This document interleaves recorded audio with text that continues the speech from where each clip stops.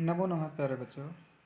बच्चों आज का हमारा हमने जो टॉपिक लिया वो अपनी संस्कृत व्याकरण से लिया है और इस टॉपिक का नाम है बच्चों संस्कृत वर्णमाला। तो सबसे पहले तो बच्चों हमें ये पता होना चाहिए कि वर्ण हैं क्या। वर्ण आपने पहले से ही पढ़े हैं बच्चों। तो वर्ण या अक्षर, ठीक है, भाषा की छोटी से छोटी इकाई, ठीक है ना बच्चों। भाषा की लघुतम इकाई को वर्ण कहते हैं, यानी कि सबसे छोटी इकाई को वर्ण कहते हैं। इसका दूसरा नाम बच्चों अक्षर भी है, ठीक है ना। न क्षरः इति वो अक्षर है। तो बच्चों संस्कृत की जो वर्णमाला है वो इसके संस्कृत में 14 माहेश्वरी सूत्र हैं, ठीक है बच्चों, इन पर आधारित है। और इन सूत्रों के अनुसार जो भी वर्ण निकल कर के आते हैं उनको दो भागों में बांट दिया गया है बच्चों। पहला स्वर और दूसरा व्यंजन। इसके साथ साथ एक बात और समझ लीजिए बच्चों, जो संस्कृत भाषा की जो लिपि है वो पहले ब्राह्मी लिपि थी। संस्कृत भाषा को पहले ब्राह्मी लिपि में लिखा जाता था, परंतु अब जो संस्कृत भाषाएं लिखी जाती है, संस्कृत भाषा जो लिखी जाती है वो देवनागरी लिपि में लिखी जाती है। कौन सी लिपि में लिखी जाती है बच्चों? अब देवनागरी में, ठीक है, ये भी ध्यान रखना है आपको। और यही लिपि हिंदी की भी है,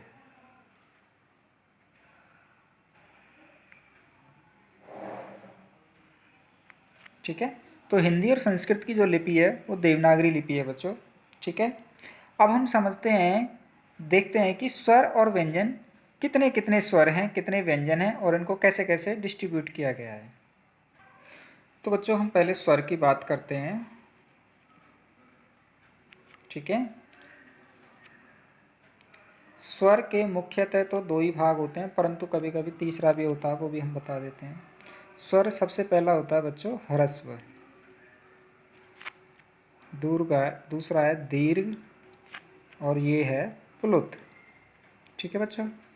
प्लुत को आप छोड़ दीजिए क्योंकि इसका इस्तेमाल कहीं नहीं होता है, केवल बोलने में ही इस्तेमाल होता है, बाकी तो इसका इस्तेमाल होता नहीं है, इसलिए हम मुख्यतः इन दोनों की ही बात करेंगे। तो देखो बच्चों ह्रस्व में कौन कौन से वर्ण आते हैं? अ, छोटी ई, उ,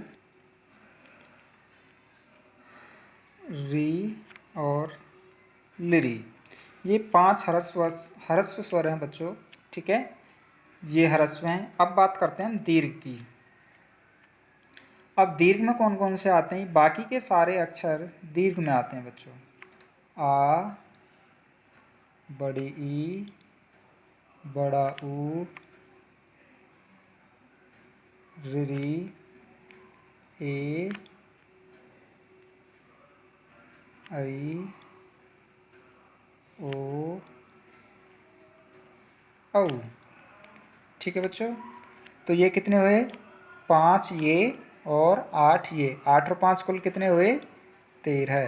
तो स्वर कुल मिलाकर के बच्चों 13 स्वर होते हैं, जिन्हें हम दो भागों में बांट देते हैं, ह्रस्व और दीर्घ में, ठीक है। ह्रस्व में अ, छोटी, छोटा उ, री, लिरी, और दीर्घ में आ, बड़ी, ऊ यानी कि बड़ा ऊ, रिरी, ए, आई, ओ और औ, ठीक है बच्चों। अब ये जो दीर्घ स्वर हैं इनको भी हम आगे चल के दो भागों में बांट सकते हैं। जैसे कि ये हैं, ये जो 4 स्वर हैं, इन 4 स्वरों को हम केवल दीर्घ कहेंगे, ठीक है। दीर्घ यानी कि जैसे ए का डबल द्वित्व, ये, हाँ, इसी प्रकार उ और ये री, यानी कि ए और ए मिलने से अ और अ मिलने से आ बन गया, और छोटी ई और छोटी ई मिलने से बड़ी ई बन गई, छोटा उ और छोटा उ मिलने से बड़ा उ बन गया। ठीक वैसे ही री और री मिलने से ये री बन जाता है। अब ये जो वर्ण हैं बच्चों ये हैं मिश्रित स्वर। अब ये मिश्रित स्वर क्यों कह रहा हूँ मैं इनको बच्चों? ये मिश्रित स्वर मैं इसलिए कह रहा हूँ क्योंकि ये इन दो स्वरों के मिलने से बनते हैं। जैसे अ और ई के मिलने से बच्चों ए बनता है, ठीक है। अ और उ के मिलने से ओ बनता है, ठीक है। और अ और ए के मिलने से बच्चों ऐ बनता है, ठीक है। और अ और ओ को मिलने से औ बनता है। तो बच्चों ये मिश्रित स्वर हैं, ठीक है। चलिए अब आगे बढ़ते हैं व्यंजनों की तरफ। एक बात का आपको ज़रूर ध्यान रखना बच्चों कि जो मिश्रित स्वर हैं वे दीर्घ स्वर के अंतर्गत ही आते हैं, ठीक है। अब बात करते हैं व्यंजनों की, ठीक है। व्यंजन आपने जानते ही हो बच्चों इन्हें। क, ख, ग, घ, ङ, च, छ, ज, झ, ञ। बच्चों व्यंजनों में हमें हलंत ज़रूर लगाना है। अभी मैं बताऊंगा कि इनमें हलंत क्यों लगाया जा रहा है।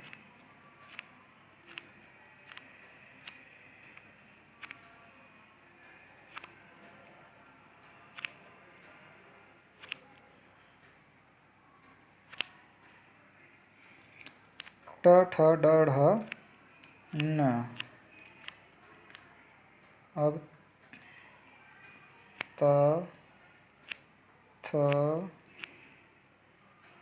द, ध, न। प, फ, ब, भ, म। इसके बाद बच्चों य, व, ल, व, श,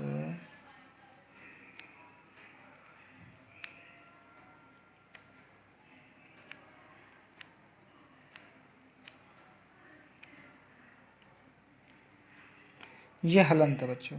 मैंने इनमें हलंत इसलिए लगाया है बच्चों क्योंकि जो व्यंजन वर्ण होते हैं, पहले मैं स्वर के बारे में बता देता हूँ। स्वर वे वर्ण होते हैं जो बिना किसी अन्य वर्णों की सहायता से बोले जाते हैं, यानी कि स्वर स्वरों की ही सहायता से बोले जाते हैं, जबकि व्यंजनों को बोलने के लिए हमें स्वरों की सहायता लेनी पड़ती है। ये आप पहले से ही सीखते आ रहे हैं, ठीक है बच्चों। अब ध्यान से देखिए, ये जो हैं यहाँ से यहाँ तक, इनको कहते हैं बच्चों वर्गीय व्यंजन। क्या कहते हैं हम इन्हें? वर्गीय व्यंजन,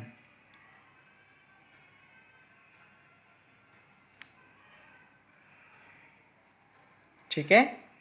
वर्गीय व्यंजन, इन वर्गीय व्यंजनों को बच्चों हम स्पर्श व्यंजन भी कह सकते हैं,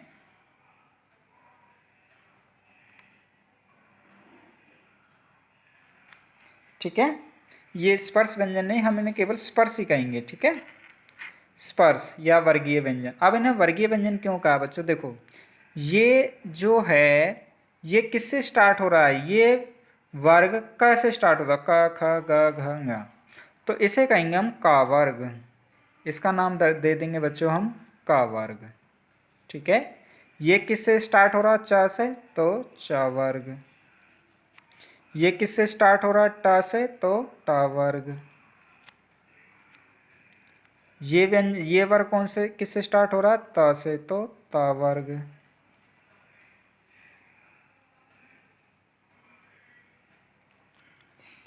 ये प से स्टार्ट हो रहा है तो इसे नाम दे देंगे हम प वर्ग।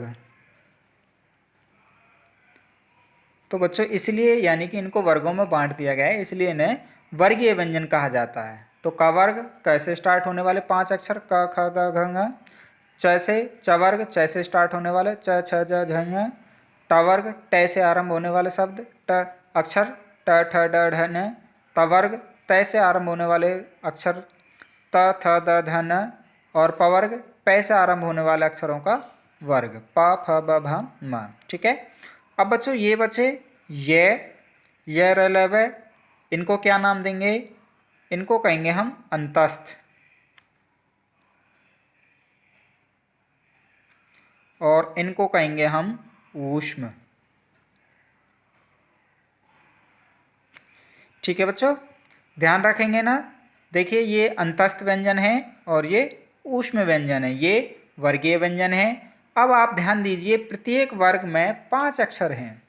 प्रत्येक वर्ग में 5 अक्षर हैं बच्चों, ध्यान से समझ लेना है आपको, क्योंकि आगे काम आएंगे। ये पहला, ये दूसरा, ये तीसरा, ये चौथा और ये पांचवा। ठीक है बच्चों, ये 5 वर्ण है, यानी कि प्रत्येक वर्ग का पहला अक्षर कौन सा है? क च ट त प। और दूसरा ख छ ठ थ फ। तीसरा ग ज ड द ब। और चौथा घ झ ढ ध भ। पांचवा ञ। बच्चों ये जो पांचवा अक्षर है प्रत्येक का ञ है।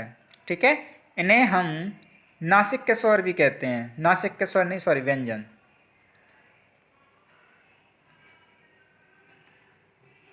क्योंकि जब हम इन्हें बोलते हैं तो हमें नाक का सहारा लेना पड़ता है इनको बोलने के लिए। ठीक है बच्चों,